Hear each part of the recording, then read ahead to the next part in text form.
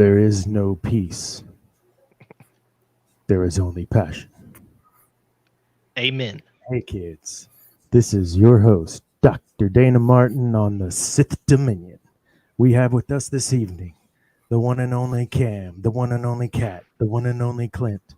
I'm sorry, the one and only Zane. How are y'all doing tonight? Happy Halloween, folks! Happy Halloween! Happy Halloween. This is so fun. We're getting to do a podcast on Halloween instead of trick-or-treating. Is that I mean, fun? that's about a toss-up. I mean, free candy. No place I'd rather be. Oh, Amen. true.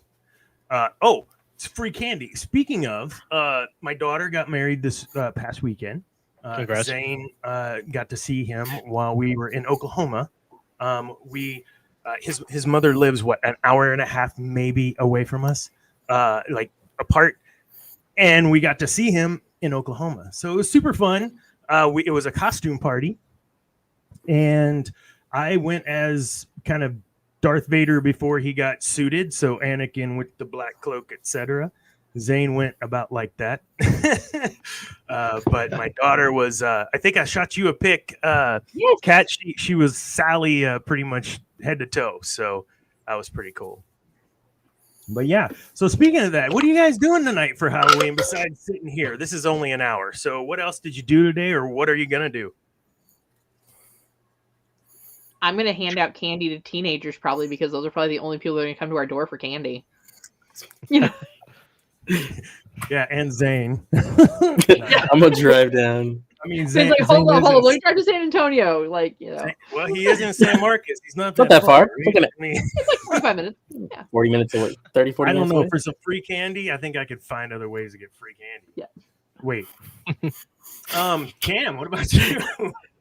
I'm not gonna lie. I'm probably gonna finish 100%ing Assassin's Creed Mirage. That's all I've got on my agenda the rest of the night.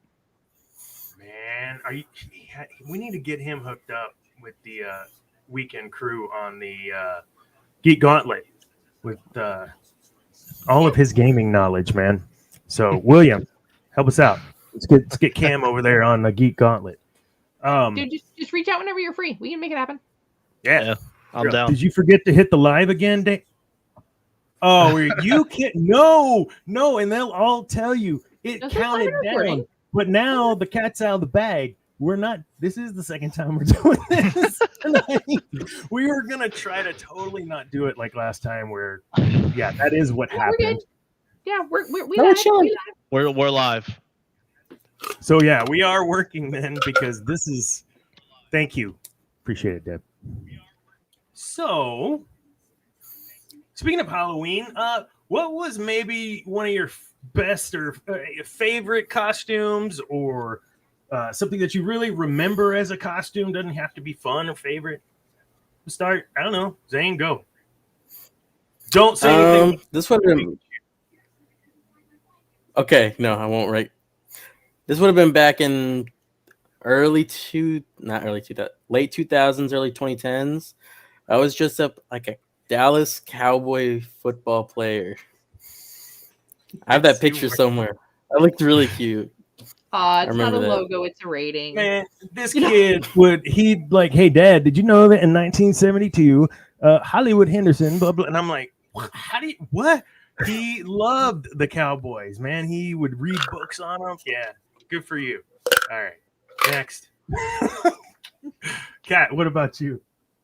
I had this really cool leprechaun that I did, which I later repurposed as an adult, for a creepy doll, to where I was told that the company Potluck I was no longer allowed to make food that looks like bodily organs, because apparently I made them look a little too lifelike.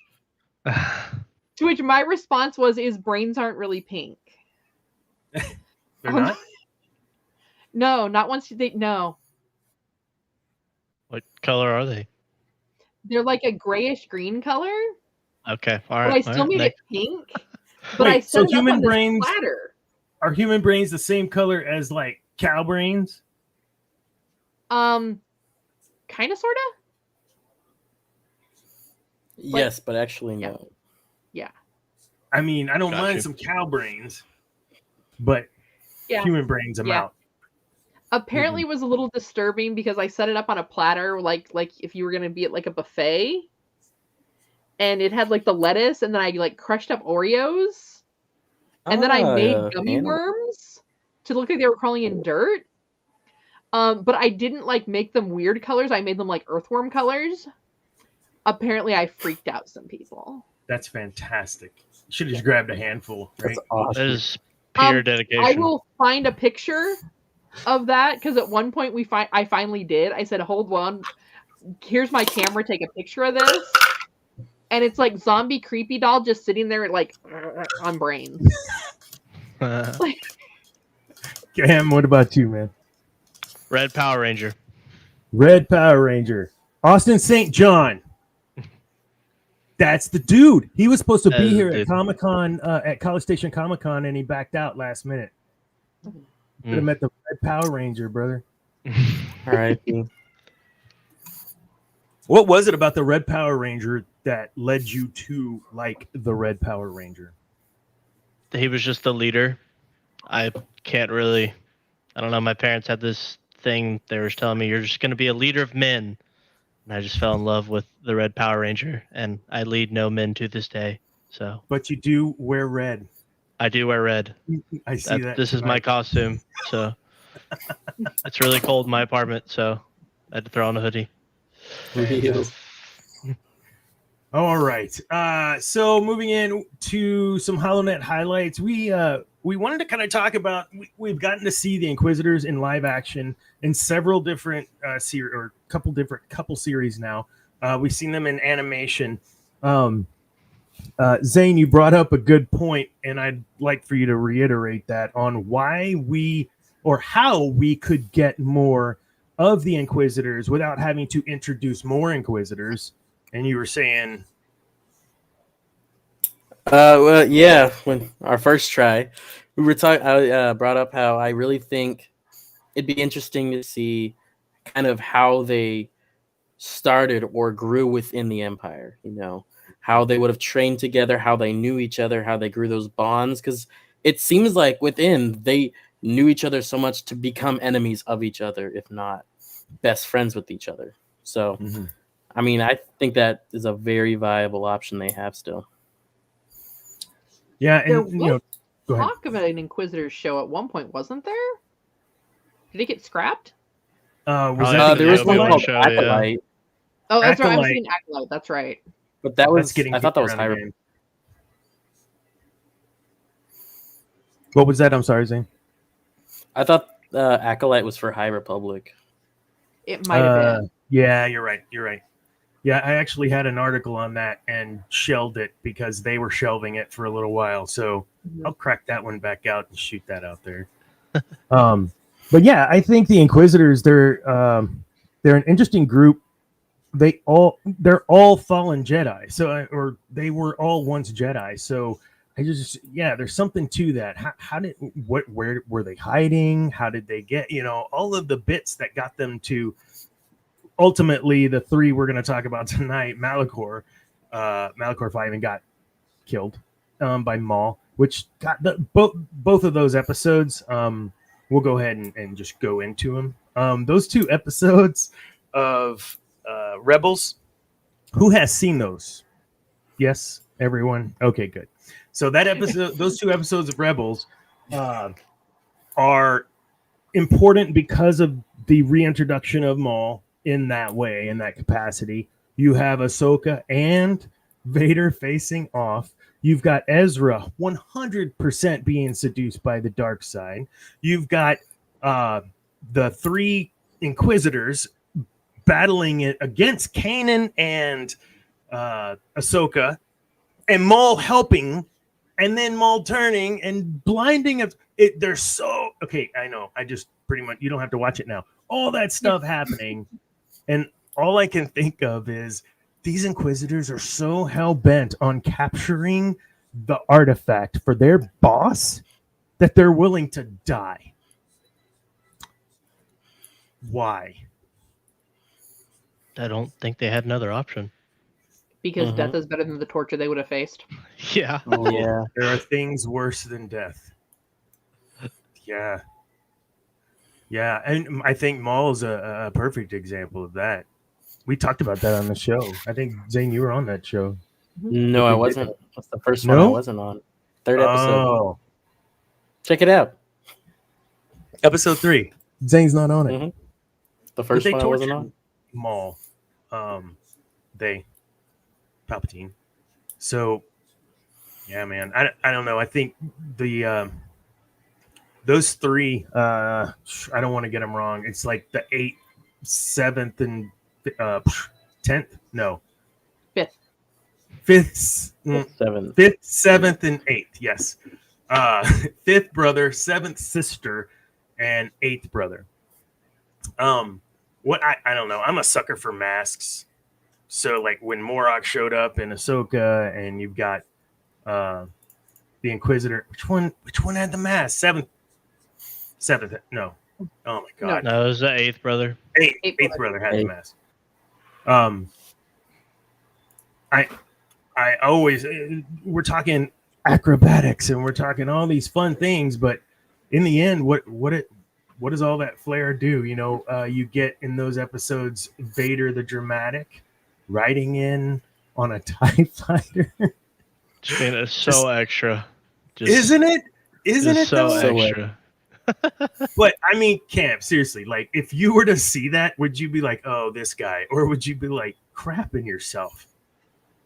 To see what was Vader like 8.5 feet in the suit? Just a monster riding on the TIE fighter. Yeah, I no, mean, I'm out of there. I'm out. I gotta go. like if Homeboy can ride it on a TIE fighter, I don't it. need that energy. Like, you know. First off, who's piloting the TIE fighter is the real question. You can have the artifact. We'll use the Force. Yeah. That's not how the Force works. Nobody knows how the Force works. George didn't know. So nobody knows. The Vader's presence on Malachor when he does arrive, it's interesting. I believe how Darth Maul can. Oh, sorry, he's not Darth Maul anymore. Maul.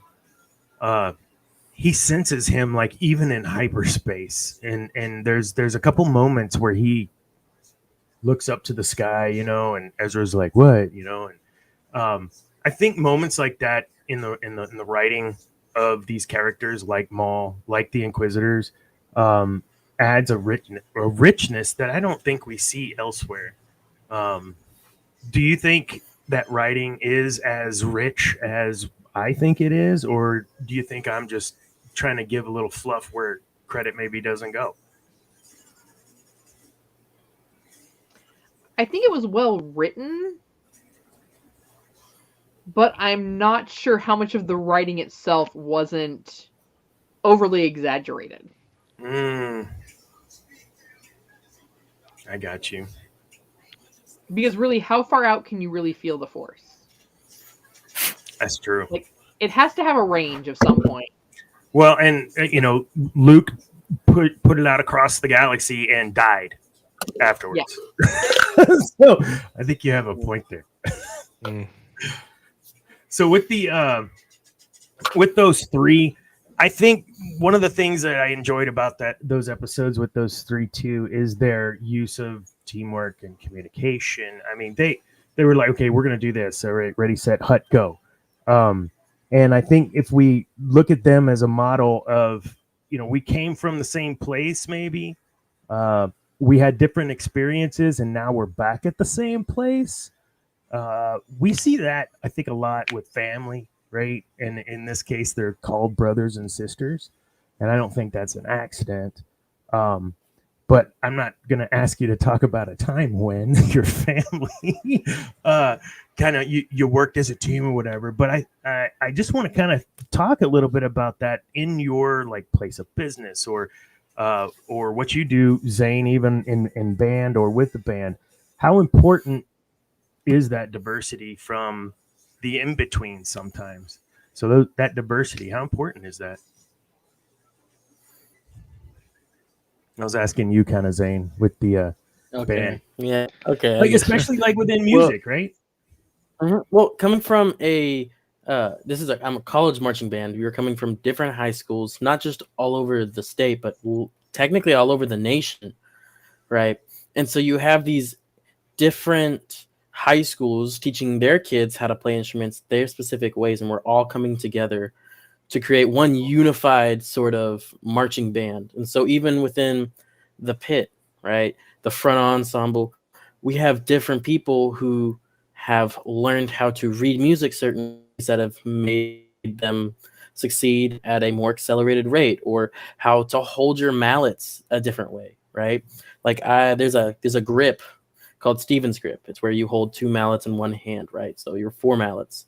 But there's also another grip called like the Burton grip or something like that. And that's another way to hold two mallets. And on drum set, I needed to hold two mallets. So I did my Stevens grip. It's the one I know.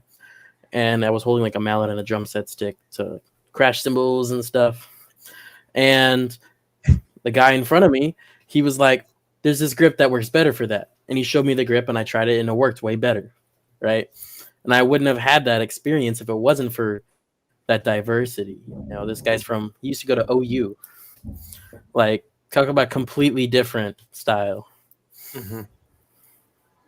That's awesome. Well, even with that, you also even get that like in your marching steps. So like when you're doing performance band, I mean, I've seen people that are more like a high step military step. Then there are other bands where it's like a roll step, because it keeps you. And the roll step a lot of times, unless you're really good at that march step, the roll step is like what a lot of bands, at least on the West Coast, used, because it kept you moving flat. You didn't get like that jolting. It kept just like it made it look like you were just floating across the field. But you know, even in different competitions, different bands, people coming from different places, just difference in the way that their march step was, and you kind of got to learn how to like mesh that all together. Or else you run into each other. Were you in band, Cameron? That's when you're a member of Color Guard and you're trying not to accidentally hit the tuba player with your flag. Remember a drumline, try not to hit the tuba player. Yeah. It's always the tuba player. Cam's gonna go, I was a tuba player. No. Were you in the band, Cameron? No, I was team sports from T-ball, Heck yeah. all sports on. So that was kind of my connection to where we were trying to go, just playing team sports all my life. I got to a place at one point where I thought I enjoyed individual sports like golf, but in the end, I kind of like playing in groups of golf, teams, competitive scrambles, those type of things now. So that's kind of my way to relate back in. I'm not musically inclined or artistically inclined at all. So those pictures back there, my wife did all those. On a really good week, I can count to 8, but usually I can count to 4, and you know. So what do you think it is, Cam, that kind of draws you to the more team aspect now compared to earlier in your life? I feel like when I'm around a group of other guys that are competitive like me, it helps bring the best out in me. I'm not a great loser, so it's interesting to see other people that are hyper competitive like myself that are like, hey man, we tried our best. Like that's just not kind of the dynamic that I had growing up. That's not how my dad kind of ingrained in me, which is now he's totally flipped, which is another story. So, but I just like to win, and yeah, it's cool to win by yourself, but I feel like winning as a team, like I'm in a men's softball league, which is why I missed a couple earlier episodes, and not this past season or not this current season, but last season we won the like men's tournament championship, and it was pretty solid. Like it'd been the first time I'd done something like that post college, and I was like, this is fun, and that's why I still kind of do it, even though it's like, oh my god, I gotta go play softball on a Tuesday night for 1 to 3 hours, depending upon how the games go. But I don't know.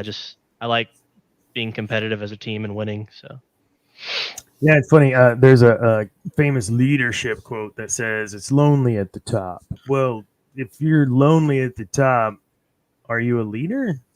where's everybody? So Yeah. I think when you think about your successes, if you look back on your life, it may be yourself that gets your, you have to be motivated and get your juices going to start whatever it is.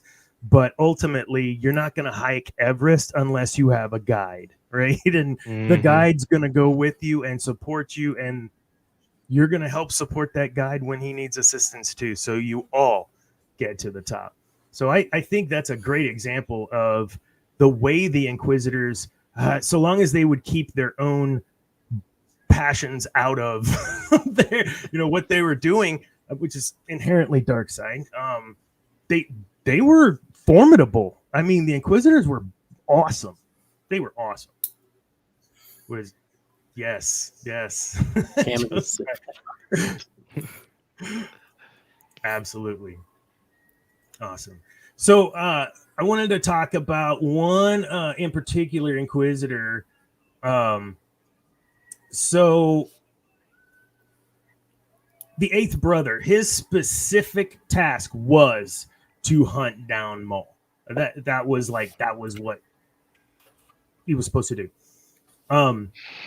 When you think about having a task that you have the ability to do whatever you want, but this is the goal, is that something you would prefer? Or would you prefer that's the goal and I'm going to give you a step-by-step how to get there? What's your preference? I'm very Sith, so you just tell me what that goal is and I'm just going to make it happen. I'm going to give you some plausible deniability. I'll ask for forgiveness. Oh, yes, yeah. Zane, do you prefer more structured to the path, or do you prefer carving your own path? I want to say in between, but if I had to pick, I'd say a lot more carving. Most of the time, I'm more like a let you kind of show me what you want, because, I mean, if I get it wrong, it's all your fault. But at the same time, I honestly think in most of my important endeavors, I really like to just have that goal set and clear and just do whatever I can to meet that. Yeah. Okay. I'm structure based. I mean, I'm a by any means person, don't get me wrong, but having a sense of structure in my workplace at least kind of makes me feel a little bit more grounded and not as unhinged, because I can be very impulsive, and in cases of if I was an Inquisitor, I would probably follow my impulses too much, which might lead to my downfall. So, Cameron, you bring up a great point. So I'm work on coaching and all these things, and when I look at the dynamic of these four, we had a great time multiple times that we thought we were having a show over the last two shows. But I enjoy this dynamic in our show, and it's important to point out that, yeah, we're all different. We're all so different that it works. But it only works if everyone's willing to play their part. See, like Kat, she'll make sure that I say and do the things that I'm supposed to say and do in the show. And Zane will make me feel like a dad, and I'll feel ridiculous. And then whoever the other guest is, in this case, Cameron, is like, it's this. It really thought out, not wandering like Dana. So, man, when I think about diversity in the workplace, I really do think the whole swath of everything from race to gender to where you're from regionally, right? Like you said, Zane, this dude showed you something from OU, or went to OU, was in Oklahoma. Had he never transferred, who knows when you would have learned that, if ever. So those dynamics are so important and are needed on teams, multiple dynamics. And when you have, I'm trying to think of a good Sith example, and maybe you guys can help me out, where they were too aligned in thought, and that was their downfall. Like maybe in the Malik. Malik and what's his name? Shoot. Who did Malik beat? Oh my god. I don't We remember. just talked about that on the Revan shows. Yeah. Wait, I don't think any of y'all were on the Revan shows. I was not. I was Oh, actually yes. thinking back to the stories of Bane. Like the original, like when it first starts telling his story. Drew Carpenter. When he first went to like that Sith university. We'll just call it's Sith Hogwarts is what it is. Like he was such an outcast because he hadn't been raised in the Sith. He hadn't been raised to be this Force user. Yeah. And all these Force users like looked down on him.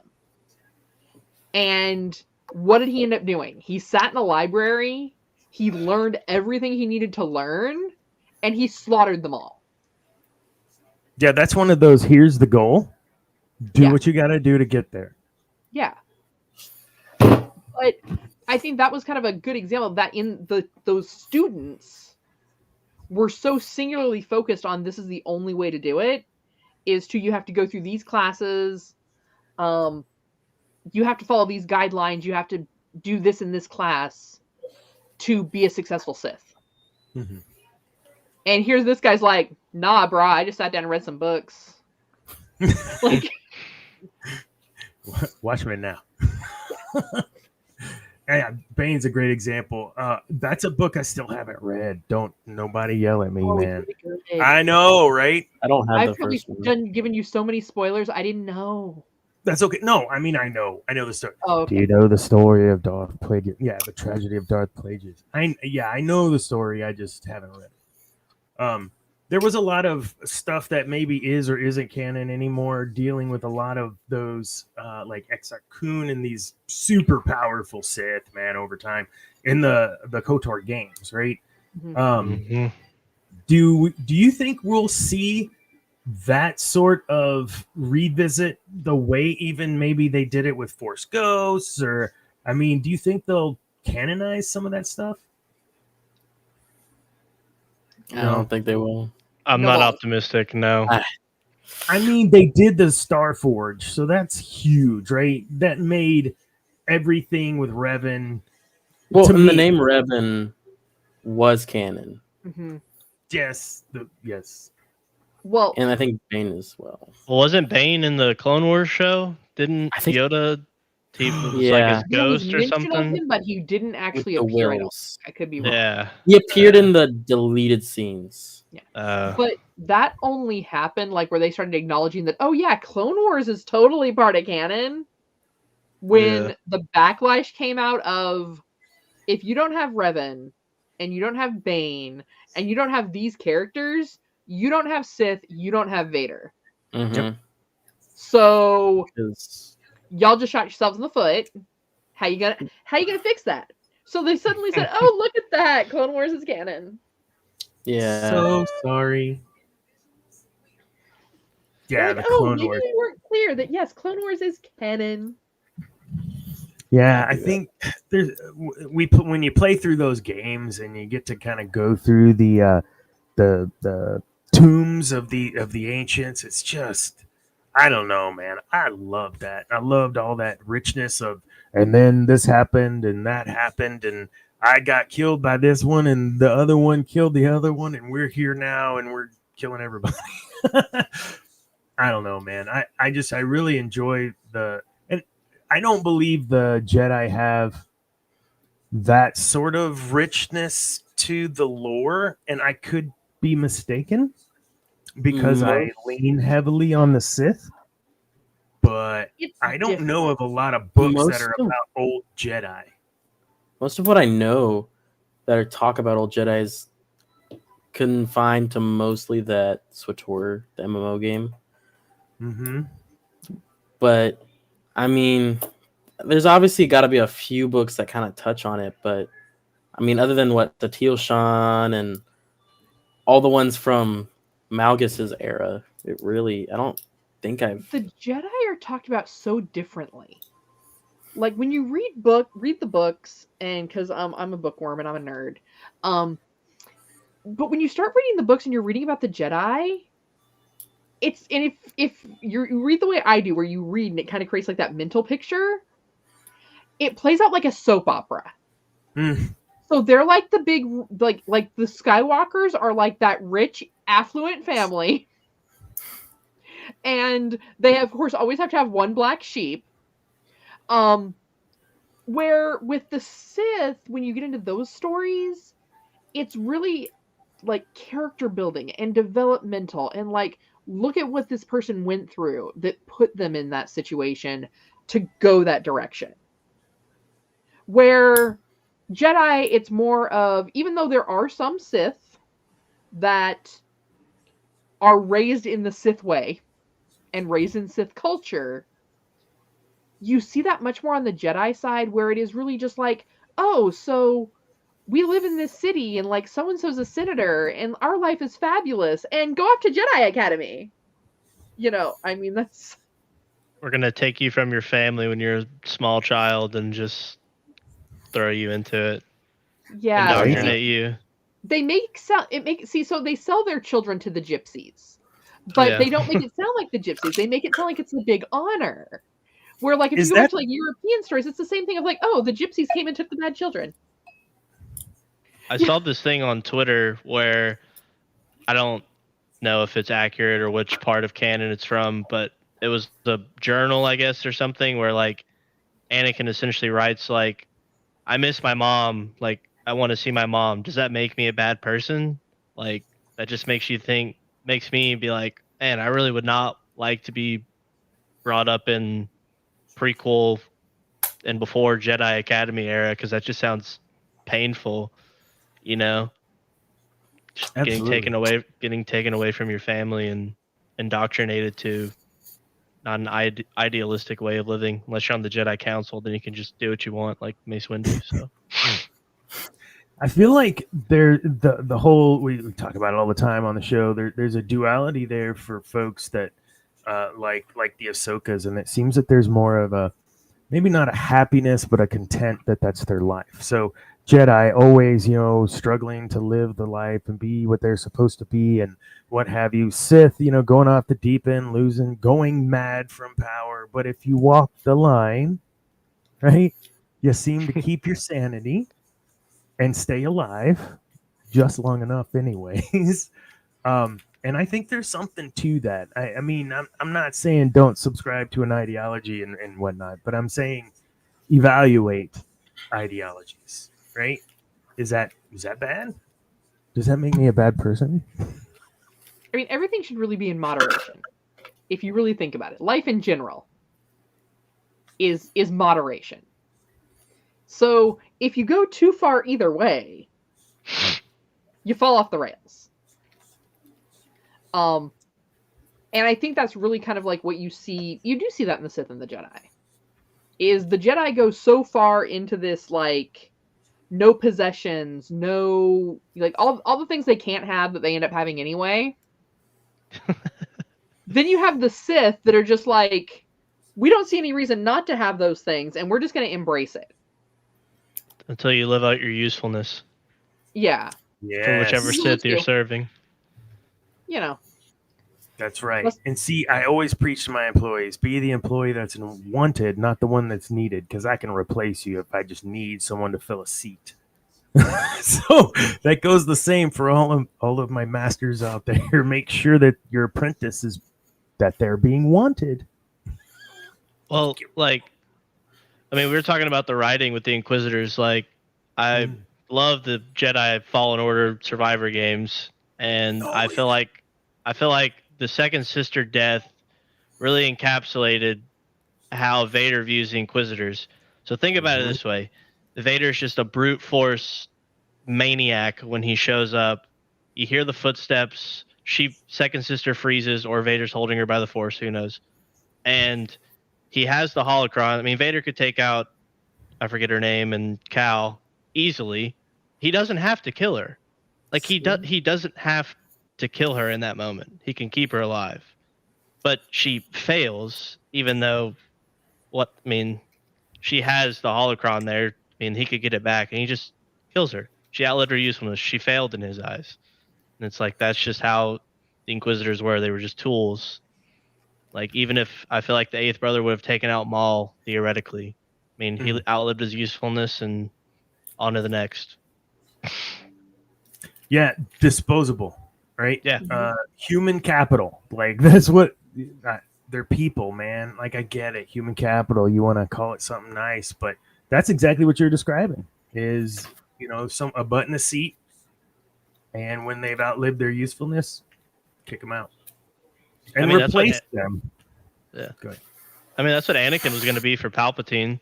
It was just kind of more symbolic when he got his burns and he was not as useful to him, but he was still useful enough to keep him alive, Yep.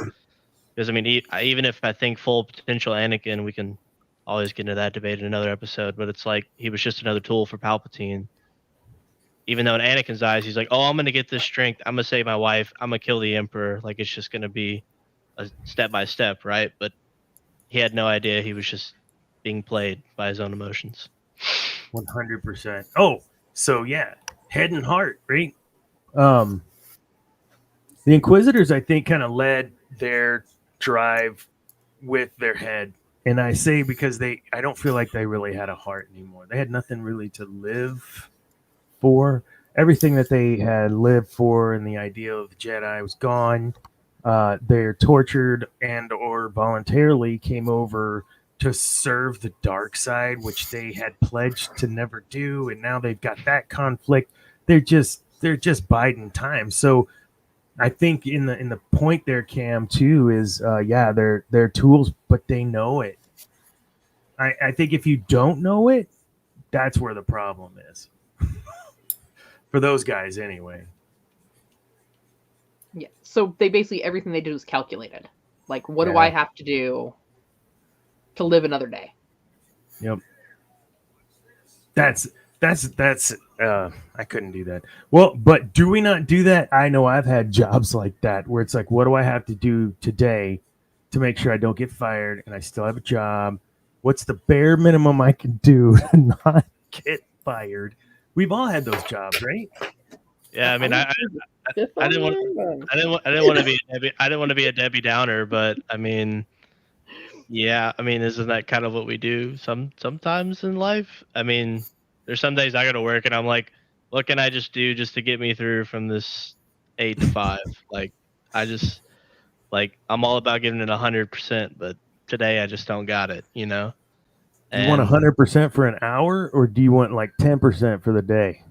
Yeah, and I mean, I feel like especially when you work for publicly traded institutions, it's even more. That's kind of, they are the empire, and we are their inquisitors. If you work for a publicly traded institution, so it's kind of you're just there. We're there in real life to produce shareholder value, if you kind of understand that, and then the inquisitors are there to, do what they're supposed the security of the Sith reign. Yep. Yeah. Even though they're not Sith. No, they're not. They are trained in the ways of the Sith. Mm-hmm. But they are not Sith. There's plenty of corrections to go around for Dana when he threw that out there. They're not Sith Inquisitors, Dana. I know. All right. No, that's great. And I one more kind of last point, and we'll wrap it up with the Inquisitors. All of them had a point and purpose to the ultimate vision of Vader. Palpatine started it, but it was Vader that finished it. And when you look at what Palpatine had in store for him, I kind of feel, and y'all can counter this, but I feel like he knew what was going to happen because he had the clairvoyance in the movies. He was able to see the future in ways that in cloud the judgment and future of others seeing. So I think he knew he was going to run into Ahsoka. That's just my thought. I'd love to talk about that. I mean, he should have had the foresight to know. And why would he want that? What would be the point of him running into Ahsoka? Well, Closure. Closure. He'd always had that attachment for Ahsoka, and it almost felt like at the end of Clone Wars when he saw, was it Rex's helmet or something Oh my god! in the don't. snow. Yeah. You could really, it almost felt like he knew she wasn't dead, and he knew she was still out there.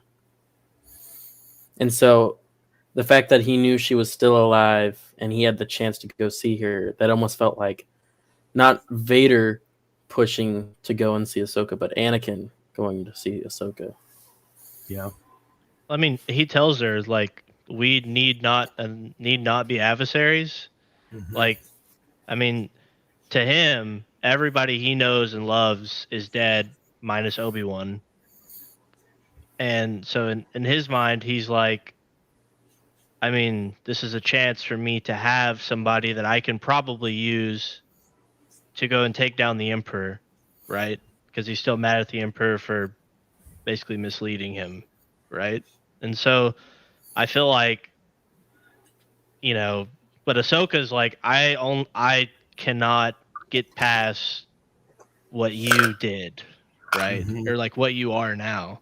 And so, and I feel like in the show they didn't really, you know, get into that as much as I would have hoped, but I mean, it was still all right. But I feel like for Anakin, it was more maybe I can turn her and use her to help me just take down who I this evil man that has, you know, destroyed my life essentially. Yeah, I think there was a lot in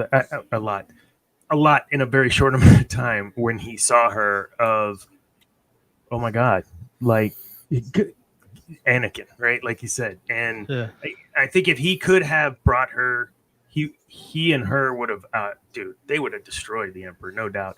But that wasn't what the Emperor saw, I don't think, and I don't believe that's what Vader.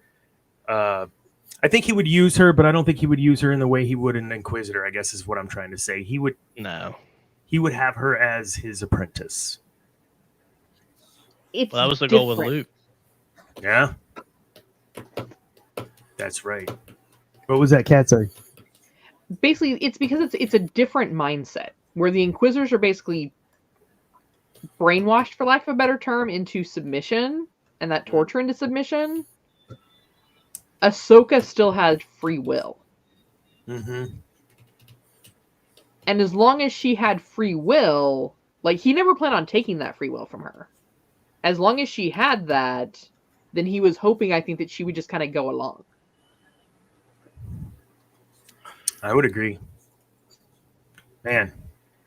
So I'm still writing up a whole bunch of Darth Vader stuff. I'm gonna do some series stuff for Darth Vader, and they'll be pre-recorded, and I'll push them out like on TikTok or something. But I wanted to let y'all know because I think I'll have a different guest for different parts of Vader to go into detail. And Cam, I think you just secured yourself a spot with the Ahsoka and for that episode. They're short, little 10-minute episodes. It'll be fun. So we'll get you in for some of those.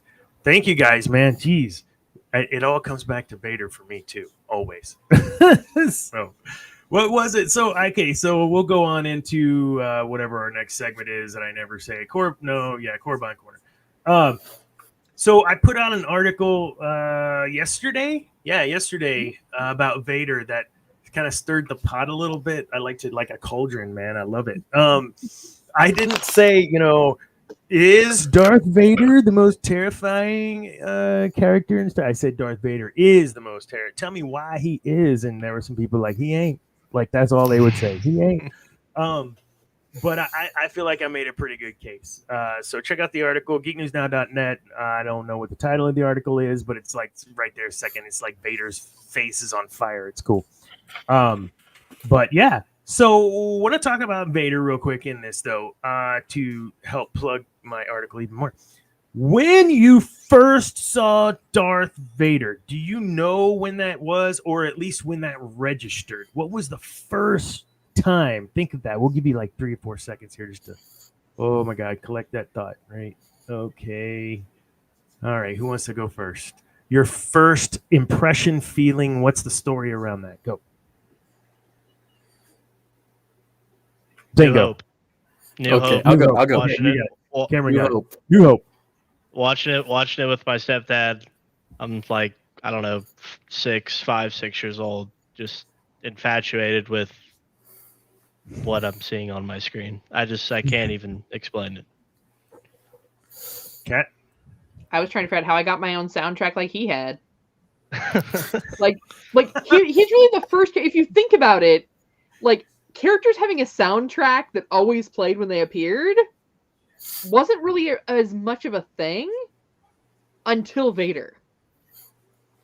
And that just became my thing of like, how do I get my own theme song? Like, he didn't scare me per se. Like, I knew he was obviously kind of a jerk. But I was like, hold up. He's got a theme song. What do I got to do to get a theme song? Like, Absolutely. It's like Peter Griffin walking around with that tuba guy behind him. yeah. Oh, absolutely. I was at that age where I was like, hold up, how do I get that? Like, How about you, Zane? So my view is very different because I grew up on Star Wars. I think you can attest to that. I don't remember when I haven't seen Star Wars because everything has always been on. And so there is no one real first memory of Vader. However, there is one memory of Vader when I realized who he really was. And it was actually, it was what's the one with Starkiller? Force Unleashed. Yeah. The very first mission, I don't know why it's when it hit, but it's you are Vader and you're slicing through Ewoks. Or something like that. Or was it Ewoks or was it like It it was something? You're on Wookiees. It was a Kashyyyk. Wookiee. It's been so long. But that single, I mean, I know you were playing him, but just the fact that you are Vader and you're just massacring this species is insane. I don't know. So I think I have two reckonings here, and the first wasn't a reckoning; it was an awakening. Yes, A New Hope. When he comes through there, just like Commander, tear the ship apart. I would like, what? Who is this guy? And he's scaring the crap out of me, man. But I think when I really realized the intent on Vader, at least now, was in Obi-Wan Kenobi in the scene when he's walking down the street, calling out, trying to uncover where Obi-Wan is hiding, and he takes that kid and force pushes him up against the wall and snaps his neck. Like, what? Like, as if, I think when we saw him with the younglings, it was implied. Agreed? When we see this, it makes his villainy real. I don't know. That's my thoughts. see, and I guess for me, like, the treachery was always there. Kind of like you always have with a Disney villain. Even though you don't necessarily see them do the bad things, you get that sense of treachery. Yeah. So I guess like I always kind of like knew that was there, but it wasn't necessarily like a fear thing for me. It was more of a like, okay, this guy's obviously like a bad person. Someone's gonna take him down. That's just karma. Like that's how karma works. That's like karma, you know. man. It bites you in the butt. Yeah. What were you about to like, say there, Zane? Oh, I'm sorry. Nothing. Oh, okay. Go ahead, Cam.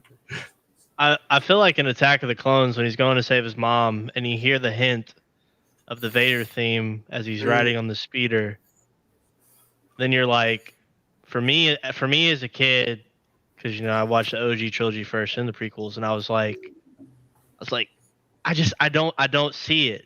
And even when he's storming the Jedi Temple and he's about to kill the younglings and it's all implied or whatever, I still don't feel like that was Vader, right?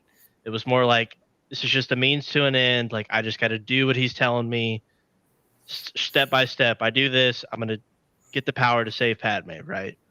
I don't feel like we see Vader until he goes to Mustafar and we see the eyes and you're like, That's who's in the suit, right? Yeah. That's who's in the suit. And then we get the Padme comes. He's going back and forth a little bit, and then he sees Obi-Wan and it just puts him back in the rage. And then the one part of the Obi-Wan show that they did get right, I feel like, was that scene when he's walking through that town. It's hard to realize what happens next, but that scene right there, that was like that's what I thought of Vader as a kid. That's what I thought. That and Force Unleashed as well, because I feel like I thought he just. Oh, go ahead. Like, Force Unleashed. I just thought he, like, when I was a kid, I'm not gonna lie, I just thought he hunted down all the Jedi himself and slaughtered every remaining Jedi. That was just a headcanon theory for me as a kid. I was like, he's my favorite for that. Yep. There's some good. But what was the? I think I read it. I don't know. It's Vader and Palpatine, and it's. There's a book. I can't remember what it's called. I don't even know if it's canon anymore. Never mind. I'll just shut up. So I think when you were talking about his chopping down the Uncle Sheik, chopping down the Chewbacca's. Oh my God, what are they called? Chewbacca. Wookiees. Wookiees. Chopping down the Wookiees. The Chewbacca's. Well, and so one of my costumes was a Chewbacca costume. I mentioned it on the pre-show show. But no, I've always had this affinity for Darth Vader because of his struggle. Like it was always for me more about his struggle. I'm not the Jedi I should be, right? I'm less than, and no matter what I do, it's not enough. And now all of a sudden I'm a Sith, and I can do more and be more, but it's still not enough. Like he faced a life of feeling it's just not enough, and I believe that was a large part of the drive to consume through death. So he's consuming, trying to fill that void with extinguishing. I don't know, man. It's kind of a scary thing. Like it's kind of terrifying to me to think that there would potentially be someone that could be and think in those ways. I don't know, man. It's the concept of this. It's similar, and you see it in everyday life, though. The people that, if I am bigger, if I just bully everybody, if I am the loudest voice in the room, if I yell louder than everybody else, then my voice is the one that's right. It's the same kind of mentality. And you see it if you've ever had to have an encounter with someone like that. You see that of they always feel like no matter what you say, if it's not in agreement with them, it's because you think they're less than you. Mm-hmm. So like somewhere they're still trying to balance or compensate for their own perceived inadequacies. And they're filling that gap with whatever they can. And and that's where I think we go back to Ahsoka. It doesn't feel that way. She's not a Jedi. She's not a Sith. Balin did not feel that way. He's not a Jedi. He's not a Sith. Vader, all the way on one side. Obi-Wan, all the way on the other. I think there's something to it, and I'm sure we can do a whole show just on Walk the Line. I can't believe I just did that on a live show. All right, what happened to our texts? I have to change our last thing. What is our last thing? I don't know. Let's just do throwdown. Fan theory throw. Yeah, thank you. Like I love that you know. I have no fan theory. Oh wait, didn't I write one down? Yeah, you did. No. Yeah, you did. Oh, who was Morak? Yeah. So okay, so I think the way Morak died with the little fumes or whatever, I think it was a brought back to life Andor pushed her. That's kind of my Night Sistery thing, theory in who Morak was. But I don't know, and I haven't done any research on what other people have said. Even if Filoni said this is who he is, I don't know. Who knows? Okay, Cameron, you're shaking your head. Go. So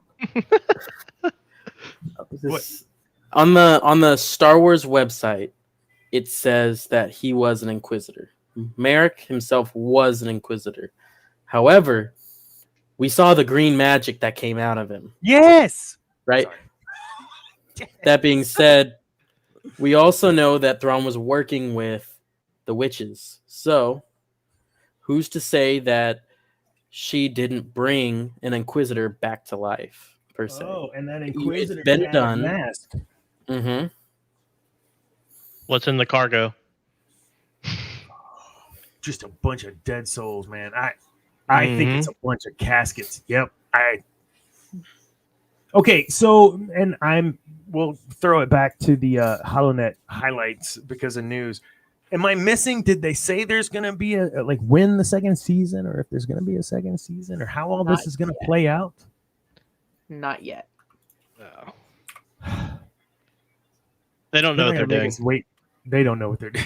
Now, here's the other side of that too, though. Like, we know that there was some sisterhoodiness.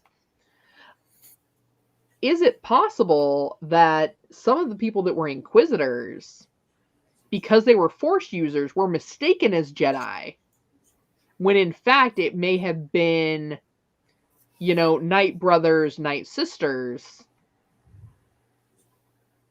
That's a good. Yeah, It's a good take. Mm-hmm. Because there was a certain point when the Empire was looking, they just knew if you were a Force user. They didn't know what side you were on, and they didn't care. Yep. But I just want to point out. Oh, go ahead. I thought Palpatine slaughtered the Night Sisters and all that and everybody at the end of Dathomir. Yeah. There's all. Yeah, I guess it could be anywhere. There's always one that gets away, right? There are always the few that go into hiding, that Morgan. Run to continue the order, and to continue their teachings. So just like how they didn't get all the Jedi, the odds of them actually getting all the sisters was also very slim, because the sisters would also run through the shadows in hut space. Mm-hmm. So those that did kind of venture out and were a little more worldly, that did more of the trading, more of the recruitment, more of that kind of stuff off Dathomir, most likely just disappeared into the shadows when they heard what happened. I feel like it's going to be interesting. Might be too headcanon-y to because I got the sense in Ahsoka that Morgan Elsbeth was not really vibing with the Empire, right? Yeah. It was more of like, okay, I'm feeling some Night Sister-y stuff, right? I'm hearing Thrawn. And so I think it'll be interesting to see if the three other Night Great Mothers or whatever they are, if they kind of snap back into reality and we're like, the Empire's not actually a fan of us. Night Sisters are very well known for playing the game. Yeah. For whoever they need to get whatever they want to at the time. Case in point, Count Dooku. Yeah, that's a good point. Yeah. So if they think the Empire can help them bring back the sisterhood, whether it's through uniting them all, getting those that have been enslaved free, etc., they will use them as to the means to an end, and then they'll cut and run. I will say it is very important to note that they did specifically pick Thrawn. I think if you really think about the witches, there are other options within the Empire to have chosen, but I think Thrawn was definitely him being an alien in a human-centered empire. Oh, yeah. And him dealing with a lot more races, customs, everything. All those are in the Chiss Ascendancy books. Yeah. You can really tell that, yes, they can play towards their own agenda, but also, who's to say that their own agenda isn't to go with Thrawn himself? Not the Empire, but Thrawn's empire. Or here's the other side of that. Are they using Thrawn to create their empire? Because here is someone who, like you said, he's faced racism. He's even Thrawn's been told, you're not good enough, pal, by the Empire. Yep. And here you have this group of very powerful Force users, essentially saying, we know what they say about you. We've heard how they talk to you. We can make you more. Or, you are more, let us show you you're more. So finally he has that support he needs to say, oh, okay. Someone believes in me. And that's all he needs to go on and build his empire. But in the meantime, the Dathomirian witches, the Great Mothers, are there kind of pulling the strings a little bit. So I want to point out on this show, ladies and gentlemen, way back in episode 7, 8, 9, we were talking about the Dathomir witches. And we were at the point in the Ahsoka series where that had not been revealed, and I think it was only like one episode in or something, and I said, or no, I didn't. I think Debbie said, I think it's going to be something to do with the witches. And I was like, oh my God, you're totally right. 100%. And so we kept talking about the witches. And yes, she totally called that. I think you're onto something, both you and Cameron Cat, with how this may end up playing out. I'm thinking, looking at the coffins and looking at the Night Sisters and what they are able to do, that they're raising they will raise an army of undead to begin to pull people to their cause. Mm-hmm. And I think that's exactly what you two are hinting at there. Because the witches of Dathomir, they're never going to bend the knee to a man. No. Let's be honest. No. That's not their way. Even for pancakes, eggs, and bacon? No. No. Not even for their own Death Star. But it's because they're a matriarchal society. Yeah.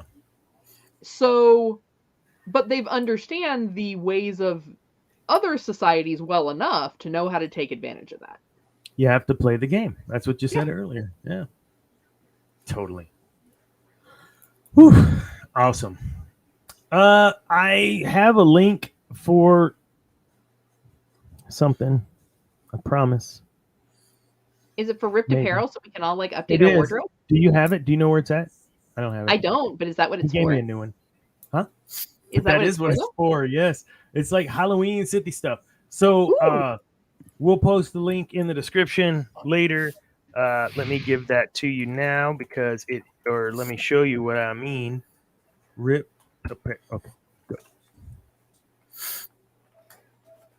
Okay. Oh, I got to share screen, don't I?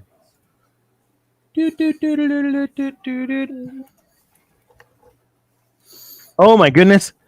The theater that I have been in many shows at did Rocky Horror last weekend, and it was super fun. We went on opening night. They were very nervous, but they had no reason to be. They were wonderful. Okay, here we go.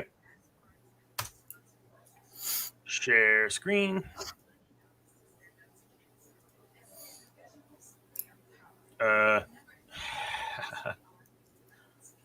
Okay, can y'all see this? That's crazy. Look, Nightmare Before Christmas Sarlacc. Love it. Nice. Dawn of the Droid. Dawn of the Droid. Love it. Love it. And see, they do hoodies too. So we're getting into winter. If you need new sweatshirts, new hoodies. Yeah. Absolutely. So they had a couple of these. I just thought they were adorable. Yeah. Anyways, Ripped Apparel. Love these guys. They got some of the coolest shirts, man. Dawn of the Dead. Cool. Let's stop in my screen share, y'all. All right. So what are we doing over the next week while we're not having a show? What are you guys going to be up to over the next week or so? Oh, we're looking at it, huh?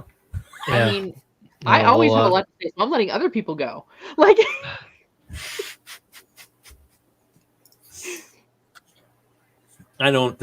I won't be here. We will not be having a show. And I will not be writing any more articles either. So you guys have a good one. We'll see y'all next. No, I'm just kidding. No, seriously. We will be off next week. When we come back, I'm not sure what we're going to do. We have so many options. Y'all didn't hear that, right? I heard that. Nothing. Didn't hear anything. It's all in your head. We have a lot of options to move from here, closing up one piece of dark side users, and we'll open it with another one in 2 weeks. In the meantime, man, Cameron, it has been fantastic having you on the show, carrying me last week for sure, all of y'all, with my absent-mindedness. But this week, fantastic show for all of you. I love talking on the Vader stuff. It's hard not to, because there's so much richness and depth and breadth to what he brings to the table. Zane, what do you got this weekend? Nothing that I'm aware of. Maybe marching? A contest, maybe a game, maybe. I don't know. I haven't checked the calendar yet. It's Tuesday. Don't expect me to know what I'm doing on Saturday. I won't know till Thursday. Oh my God, being in college, I don't miss it. I mean, you're hearing this from the guy that almost forgot his daughter's wedding was last weekend. So Exactly. Why gotta be bringing up old shit? Yeah, I'm glad it wasn't that. Oof. All right, sorry. Oh wait, we're not on the fan theory thing anymore. What are we on? I don't know. Whatever. Outro. No, not yet, because I have to. No, I don't want to cause that. We're in final remarks. We are. That's right. Kat, what are you doing this weekend? What do you got going on, or what do we have going on if you don't have anything? So Geek News Now still has a bunch of stuff going on. We should have a new podcast coming up from the War of the Stars podcast. You can check them out on Podbean, Spotify, Apple Music, iTunes, Amazon Music, anywhere you get your favorite podcast from. Thursday nights, if you're looking for some more Star Wars content, you're going to want to hop back here to our channel and check out Cantina Happy Hour. They're going to be talking about Mandalorian. That's what they're doing right now is Mandalorian. Then Saturday, you'll get to see my smiling face once again over with the Geek Gauntlet podcast. We are here at 9:00 on Saturday nights, and that, of course, is Central Standard Time. And then, hey, if you want to get some more Marvel content, you want to talk about Loki, some people kind of hated on watching it. If you're not sure how you're going to feel about it and you don't mind some spoilers, hop on over and listen to the folks from MCU Mondays and hear what they have to say. They do a really good job of doing a great recap of these shows because they're fans just like you. As always, since we are fueled by the fans, if you love this kind of content, if you want to be part of our conversations, it would mean a whole lot to us, and we'd really appreciate it if you would make sure that you like and subscribe. That way, you don't miss out on any of our geeky shows, Star Wars or otherwise. Subscribe. Hit the bell. Hit the bell. And I should have a hobby hut coming up on Friday. I'm not sure if I'm going to do a miniature painting or if I'm going to be doing a diamond painting.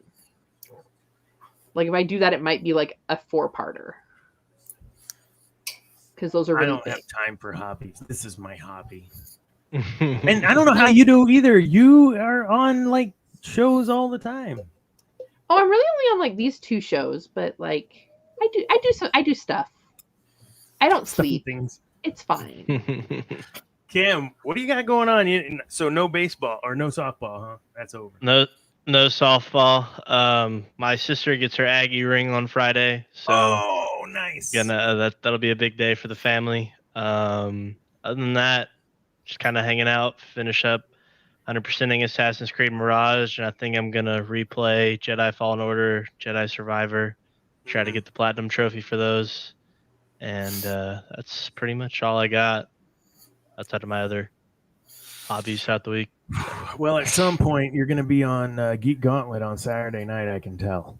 That's going to happen. Kat, we're going to make that happen. We can make it happen. I'm game. Awesome. So, everyone have a great 2 weeks, I'll still post a TikTok here and there, maybe, or maybe I'll get something scheduled. I don't know. Either way, we want everyone to have a safe Halloween tonight if you're listening live. And if you didn't listen live and you're listening now, I hope you had a safe Halloween and didn't bite into candy with needles or anything that we were so afraid of growing up. But anyhow, thank you, Zane. Thank you, Cam. Thank you, Kat. And remember, kids, peace is a lie. There's only passion. Good night.